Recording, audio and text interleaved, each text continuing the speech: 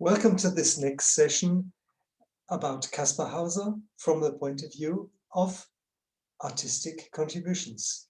And this time, Eckhard Böhmer will read a short story. Crossing the border.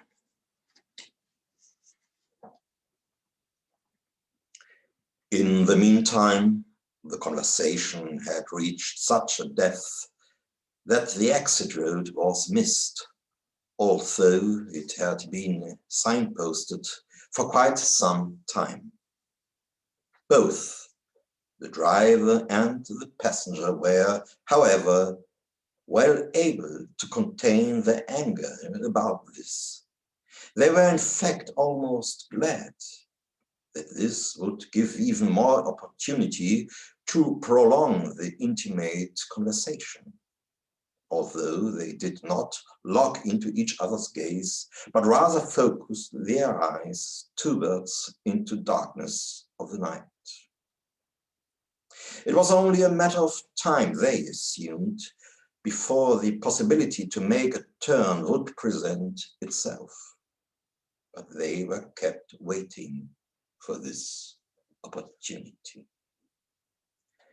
Up to now, the driver had to admit he had not really been able to grasp the content of the conversation.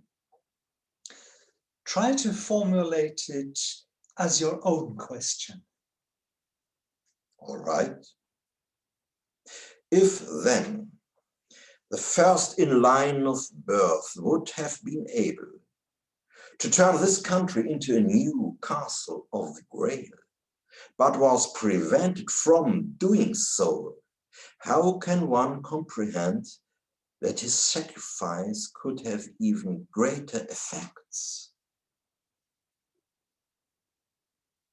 The passenger left space for the question, it being so variable to him that this question could have involved at all, and it would have been injudicious to have answered it immediately.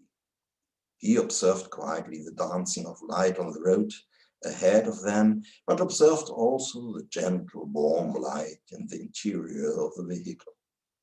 It was comforting, and for that he was grateful.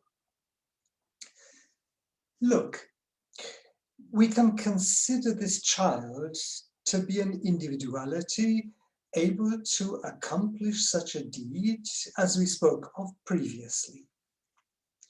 Human consciousness was ready for this, and it would have caused a wonderful new step of development. We also know, however, that this step would not have been welcomed by all, and that is why he was locked away, unable to affect the world. Through this, in turn, a dangerous situation arose, the greatest conceivable danger, because the potential development of consciousness could have been severed. Whose consciousness? Of the human, of humanity itself. Was it in such a dire situation? Yes, as dire as that. It became quiet. The next exit had still not appeared. A light rain set in. Only few vehicles came towards them. And to prevent it from being severed, this development, a being that knew how to prevent this from happening connected itself with the imprisoned child.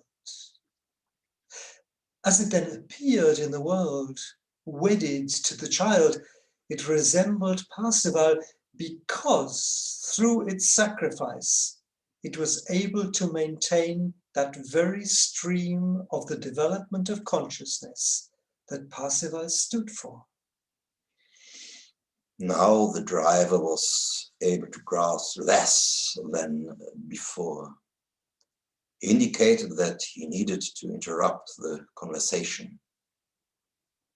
Now even the road signs began to bear names that were no longer familiar to him, and he began to be noticeably uneasy. Unfortunately, I can't help you either. These names are completely unknown to me also. One more question.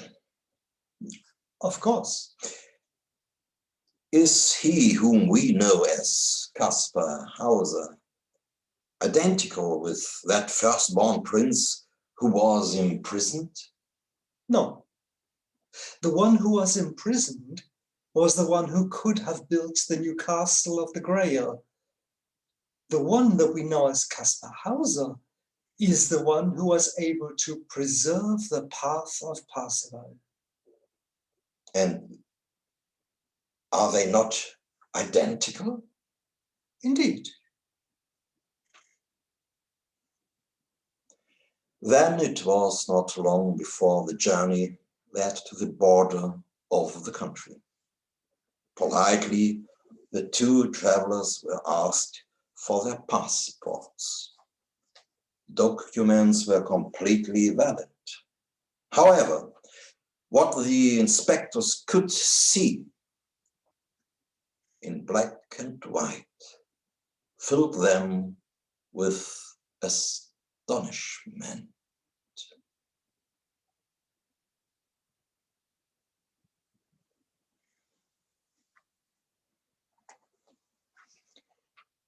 This story was inspired by something that really took place. It was a conversation between Ernfried Pfeiffer, who was driving with Rudolf Steiner from one of his talks in Stuttgart in 1923.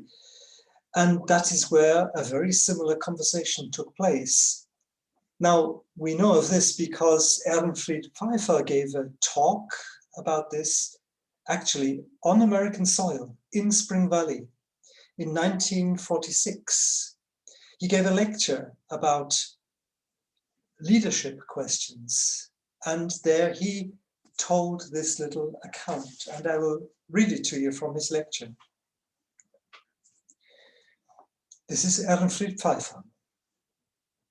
I was always particularly interested in Caspar Hauser because I spent a part of my youth in Nuremberg and was in touch with the descendants of the families with whom he had lived and heard a lot of talk about him. Once, when I was traveling by car from Stuttgart to Dornach with Rudolf Steiner, we talked about Caspar Hauser. I asked what the real mission of Caspar Hauser was.